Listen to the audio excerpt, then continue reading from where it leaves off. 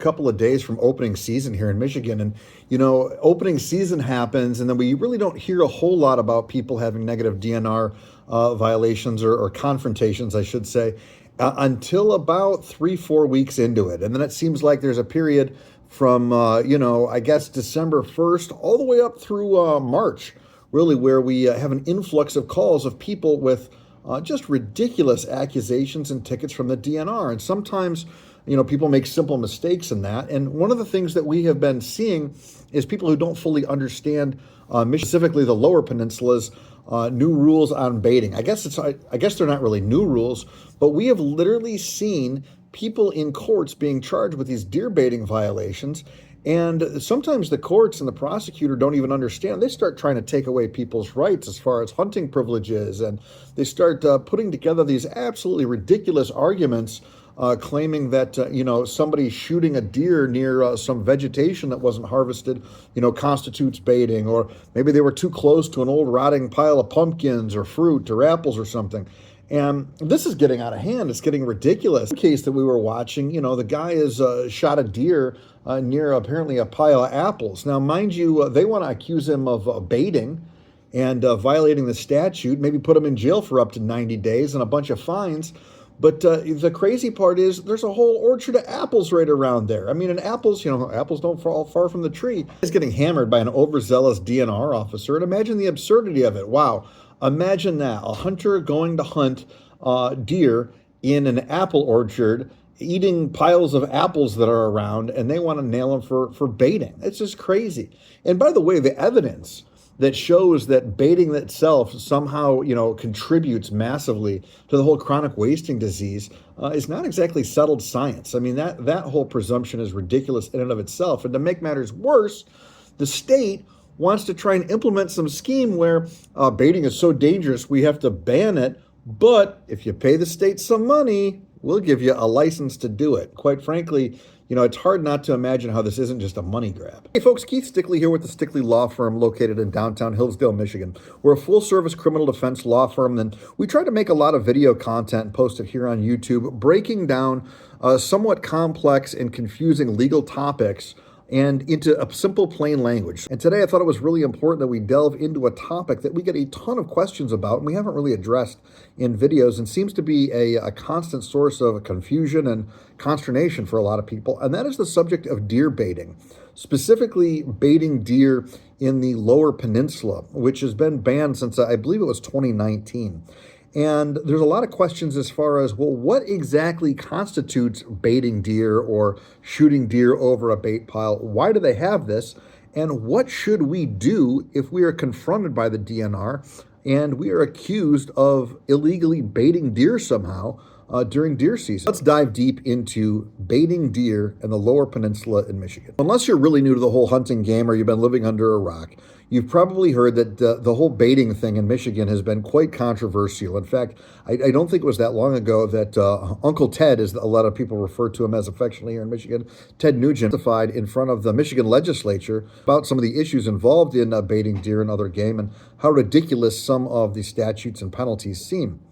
Now, Michigan's baiting and feeding ban, it comes directly from law, and it basically says that, in the Lower Peninsula, you cannot engage in deer or elk feeding or provide for deer or elk, or do any activity that's going to somehow contribute to the spread of chronic wasting disease, CWD. And that is really kind of the condition that most people are concerned about, because it's a condition that affects deer and can wipe out entire herds of deer when it is proliferated through an area, a population, a herd. Now, the statute itself sort of applies statewide as a state regulation, but interestingly enough, the DNR has the authority to enforce additional restrictions and rules with specificity, which is why sort of the entire Lower Peninsula is a bait-free zone. Now, as of the making of this video, it is within certain limitations legal to bait deer up in the Upper Peninsula. Now, if you've been around, you probably know that the deer populations in the Upper Peninsula have been dwindling, and not nearly as many people have been going up there to hunt. So we're going to basically concentrate this talk onto the deer hunting and deer baiting in the Lower Peninsula. And because the DNR has the legal authority to issue baiting restrictions under the statute, they sort of establish and enforce these type of bans. And so, a lot of people ask, okay, is this just a rule or is it really a crime? What exactly is the violation of baiting deer and what can happen? And the fact of the matter is, deer baiting really is a crime. It's not just a ticket that necessarily goes away. You just pay it and forget it.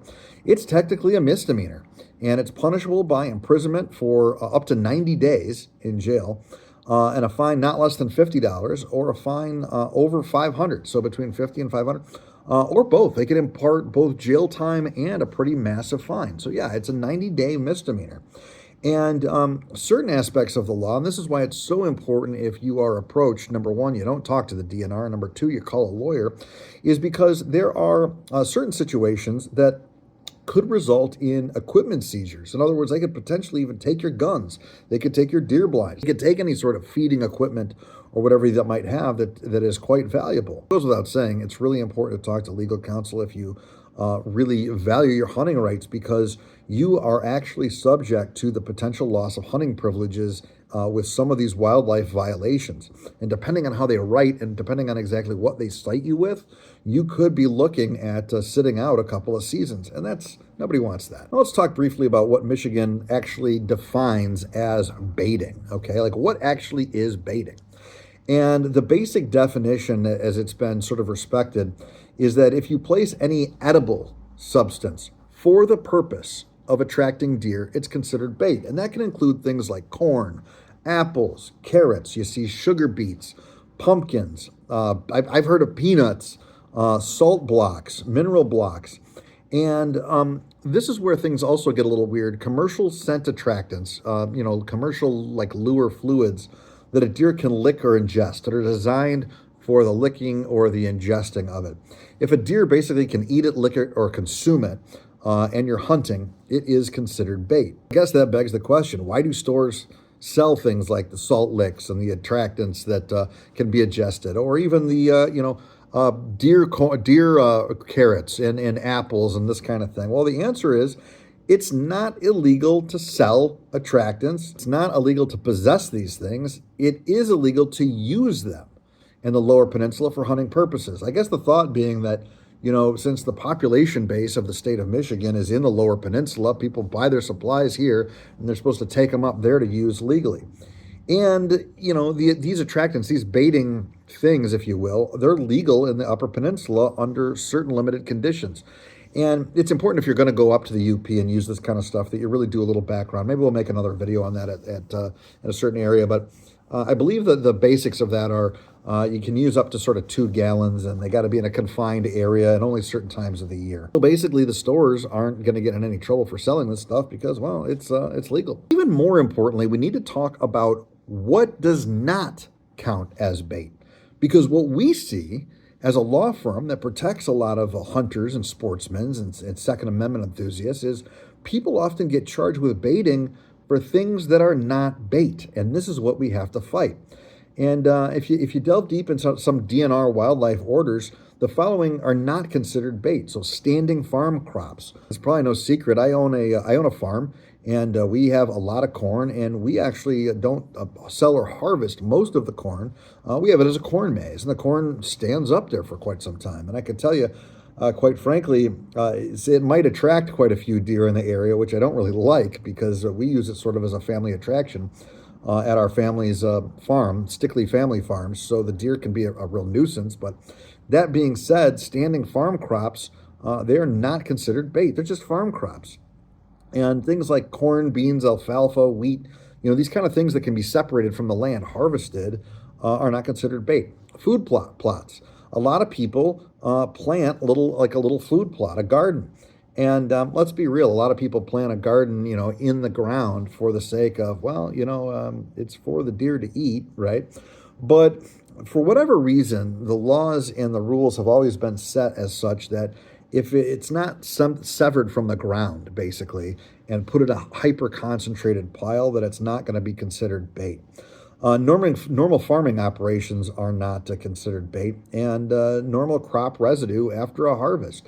I could tell you, as a guy who grows corn, there's a lot of waste left over. There's a lot of corn left over, and man, do the deer like it. But many people are in this situation where they like to go hunt farmers' fields and such because they know that there's all that harvest residue that's left over. And son of a gun, every single year we get calls of, DNR trying to prosecute somebody over this whole deer baiting statute because a guy is taking a shot, 150 yards away at some deer in a field. And, when the DNR goes up to investigate, there's 4 or 5 cobs of corn laying there, right? And they sort of want to make the argument, oh, he's baiting. Well, okay, did he really put the stuff there? How do we know it didn't fall off the truck?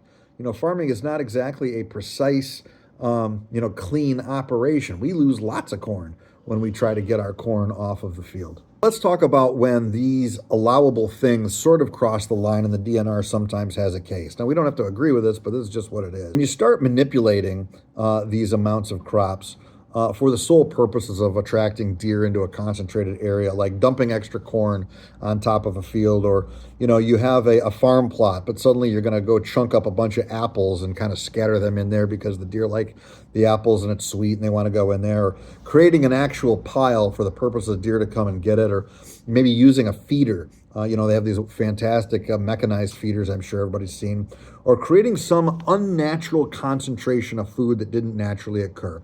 Those are banned from doing that, even though the materials might be naturally occurring or present in that area. The good news is, and we mentioned a little bit before, that scent attractants are legal as long as deer don't eat them. So, deer urine, estrus scents, dragline, scent stick sprays.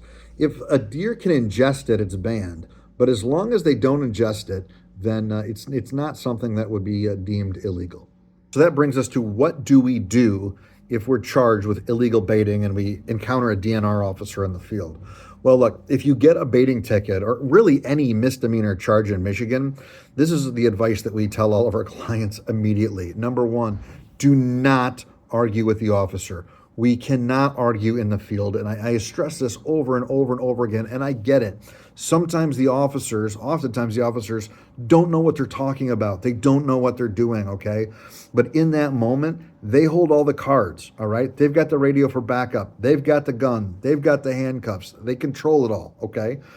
You're going to hire a lawyer. We're going to do our fighting in court because that's where we get justice. That is where we're going to get our proper outcome. And yeah, it might suck. And yes, it might ruin our day.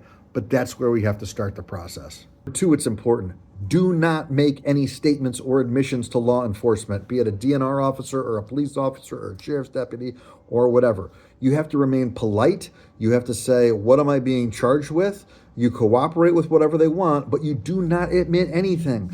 They're going to start by saying you really nice things like, oh, how big was the deer? Did you see any deer out here? What kind of this, that, or the other did you have? Just help me out. It's probably an honest mistake, but when did you put those corn out there? When did you notice that there was a big pile of apples there? Did you see that in your scope or whatever? Do not answer these questions. Again, do not answer these questions. They're designed to get you caught in a web of nonsense that you're probably not even guilty of to begin with. But they love this stuff. They live for it. Don't talk to the police. After the encounter is over, hopefully you're not in jail. They've just written you a citation or something, which is most common. It's important to try to document the property. We all have the best evidence getter that you could ever imagine now in our pocket, your phone. And I know that you got a phone when you're out there hunting because of Michigan's ridiculous hunting rules, you have to geotag and do all this nonsense to report your tag and where your kill was. So any photos you have, any maps of the area, it's important to figure out what kind of crop type or food are they talking about. What is the timeline? When did you go out there? How far, you are shooting deer, from a blind, and whether or not you can document there's any agricultural activity, crops being grown, etc. in that area, what it is and how far away is it. If you're hunting on some sort of a farm, figure out what exactly it is that farmer farms. It's also important not to just pay it. Some of these tickets come in forms where you can just admit it, send in a payment and sign something and send it in. And guess what? Suddenly you have a misdemeanor on your record, an actual criminal record, a record of conviction on your record, and that's ridiculous. So if you just pay it and send it in, you're admitting guilt straight off the bat. Of course, it goes without saying, you got to call an attorney, a defense attorney, who you are comfortable with, who you trust, who you think's got experience in this stuff. You need to give them all of the information so that they can represent you properly, aggressively, and strategically in court. So many of these cases can be dismissed or even greatly reduced if they're handled properly, because the prosecutor bears the burden of proof. That's their job. You are presumed innocent unless they can prove beyond a reasonable doubt otherwise. So if you or somebody that you care about has been charged with illegal baiting or, quite frankly, any other DNR-related violation here in the state of Michigan, give me a call here at the Stickley Law Firm. I defend hunters throughout southern Michigan, southwestern Michigan, and we're going to make sure that you understand your rights, and we're going to do our best to protect your record. We're aggressive, we're strategic, we're on your side, and we really do care about people getting a fair shake in our court system. And if you have a legal problem that we're not able to handle, give us a call anyway, because we might be able to point you in the proper direction. Until next time, happy hunting. Be really safe out there this season, folks. Everybody wants to come home and have a great time while you're out there, and we'll talk to you real soon.